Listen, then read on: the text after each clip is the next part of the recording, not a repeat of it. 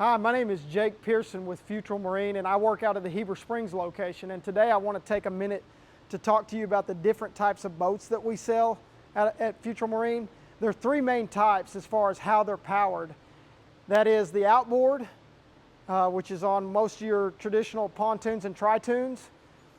There's the Inboard Outboard, which is in our Cobalt lineup.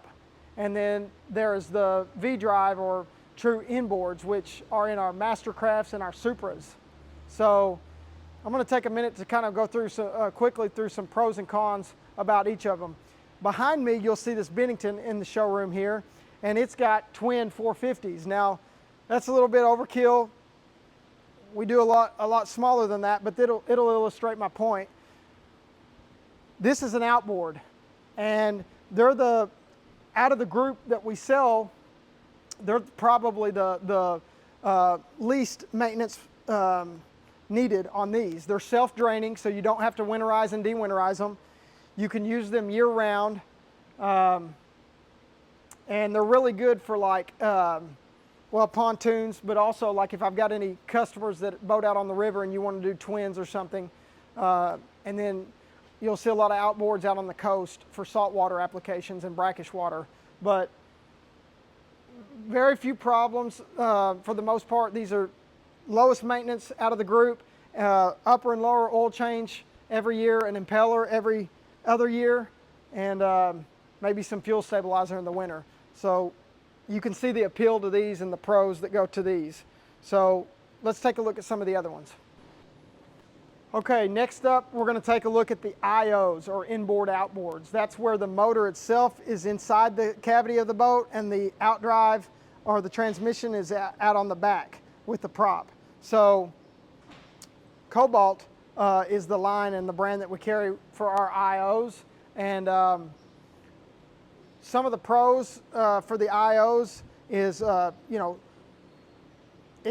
they contribute to the weight of the boat. So you get a smoother ride, and used to these were a decent amount more of maintenance than the outboards that we just looked at, but as of recently, within the past 5 to 10 years, Volvo Penta has come out with their quick drain setup to where you can drain the heat exchanger, and that allows you to use these boats year round just like an outboard and go out all year round without having the cost of the winterization, de-winterization. Now, if you have a surf version, you still need to winterize the ballast on that, so don't think that you don't have to do that, but there's a little plunger on the side of the manifold that you can just take the cotter pin out and push down, and that drains your heat exchanger. It's still a closed-cooled system with antifreeze in it, but the part that would freeze and bust gets drained, and you can do that as many times as you want in the off-season, not have to pay for anything, and use your boat year-round if you'd like. So that's the perk to that.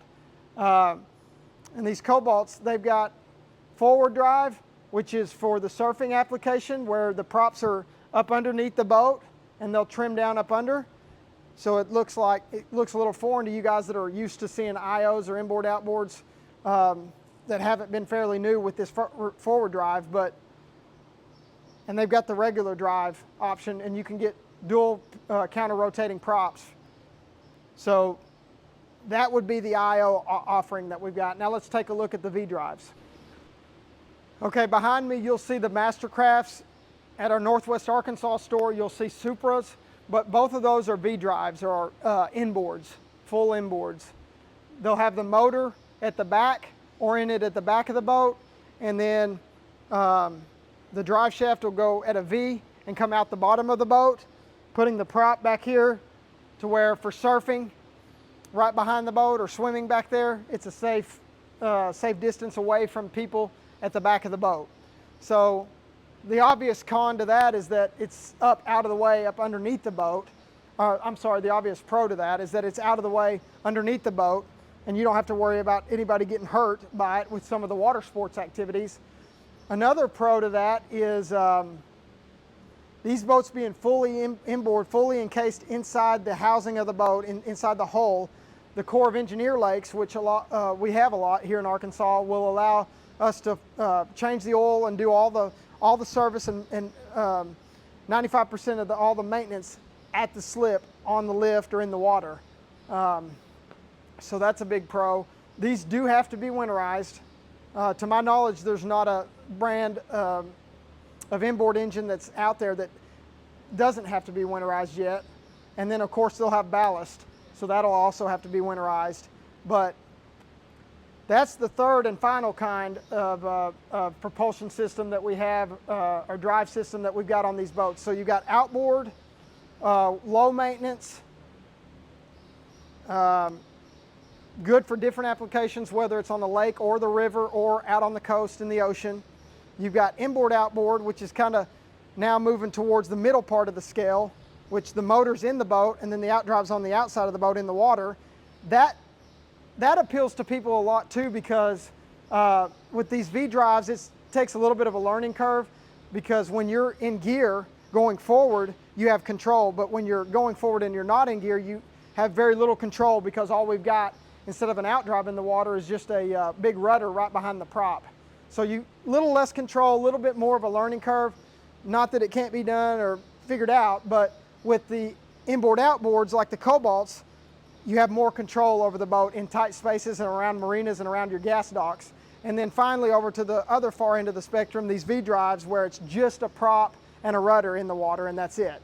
So those are the different types of propulsions on the boats and products that we offer. Hope you enjoyed this video.